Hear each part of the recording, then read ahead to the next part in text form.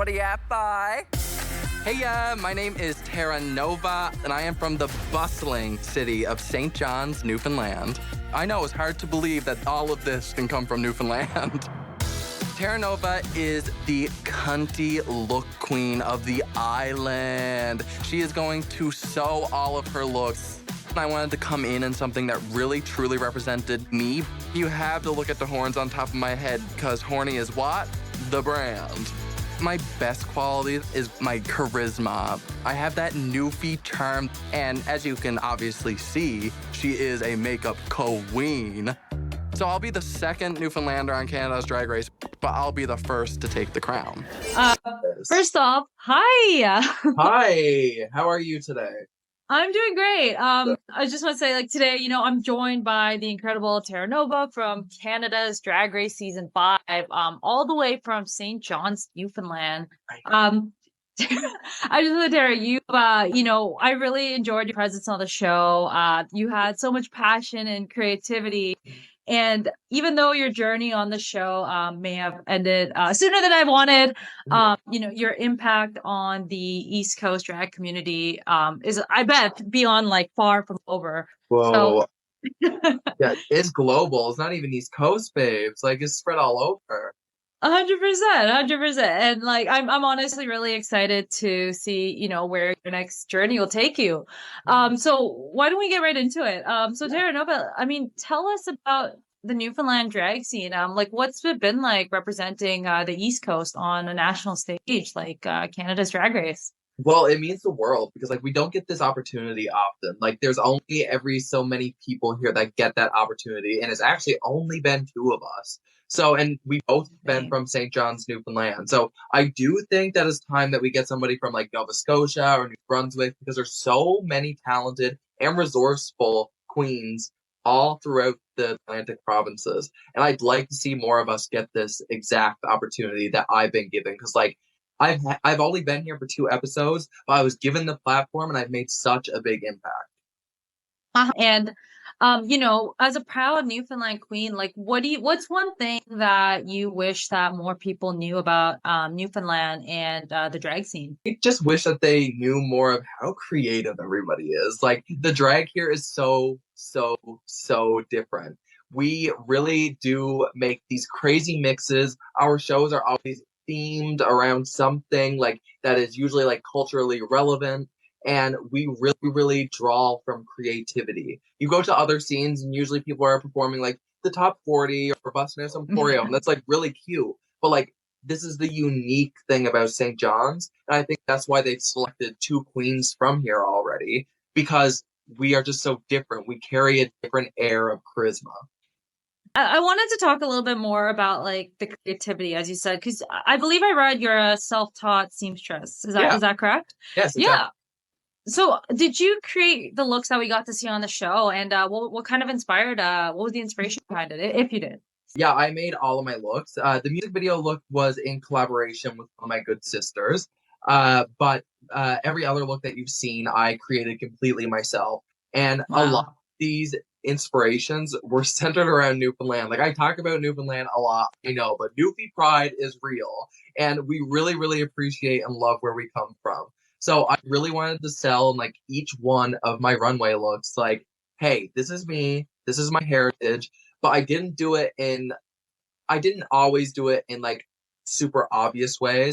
Like, my entrance look specifically was from a trans queer artist here in the city. So like, I wanted to inject like Newfoundland art throughout each of the looks. And then if you had to look at my runway from the first episode, the You Oughta Know Me runway, you would see that is the water, and like, water surrounds us here in Newfoundland. Water is life, and I was ready to give you guys some more life. I wanted you guys to live. And like, I really thought there's a lot of like creativity and thought put into it. And I'm like, I wish I got to see more of it. So No. I hope you continue, posting them on your Instagram. Like, I always look after, like, all right, what? Let me see the looks for this week. You will see, and it's going to be major. Y'all are going to gag.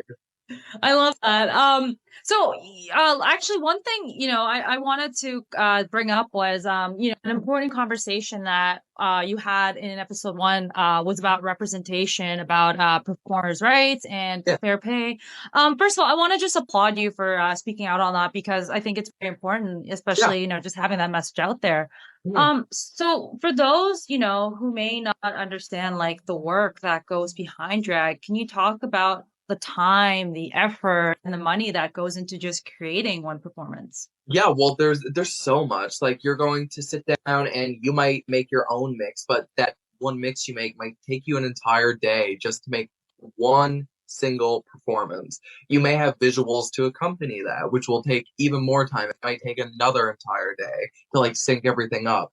Then if you look at like actual cost and like budget with drag, I mean, it ranges, but like makeup is a great like baseline to base it off of. Some of our foundations are at least 40 up to $60. So like the booking fee that we were receiving here that I spoke out about would only cover half of that or all of that. So my booking fee goes to just foundation. But what about our concealer? What about our blush? What about eyeliner? What about mascara? What about lashes? Like everything that even takes to make the face of drag would be so expensive. Like there is such a high budget.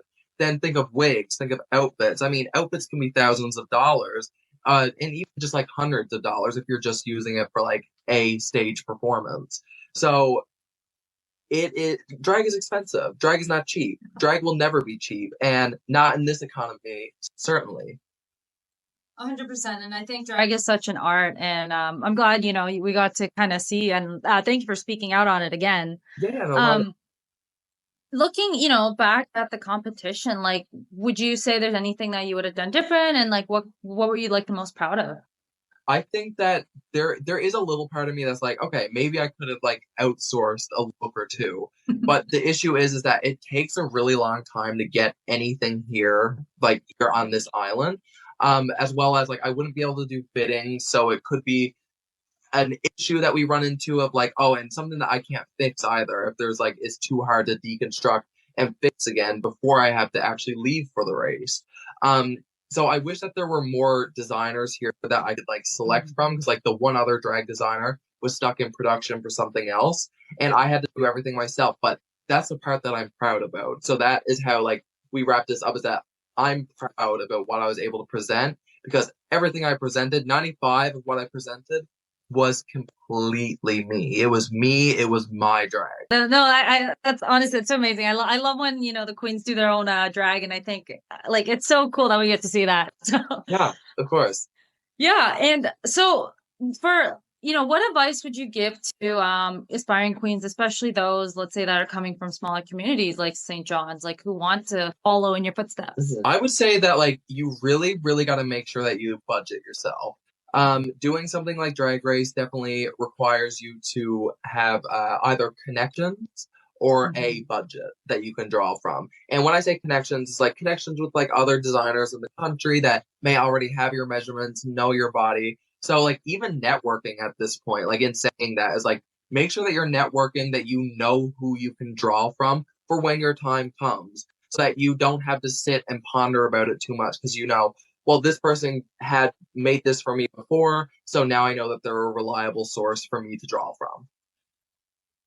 No, thanks for sharing that. I think budgeting is so important. It's just like it's in personal life. Yes, of course.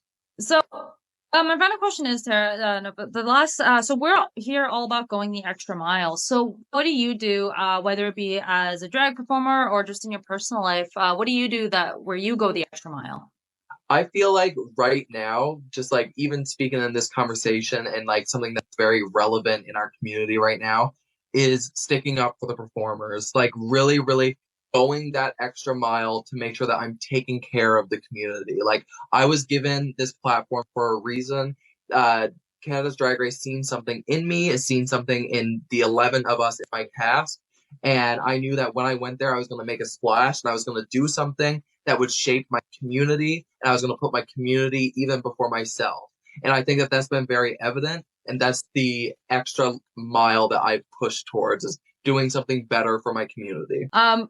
Elizabeth, thank you so much for your time. I just want to say as well, the one thing is, like, I thought your makeup is always looking so flaky. I just want to say, even now, I'm like, look at your makeup. It looks so good. I love it.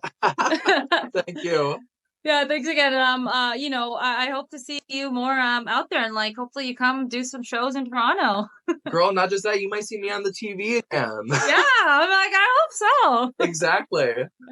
All right, thanks so much.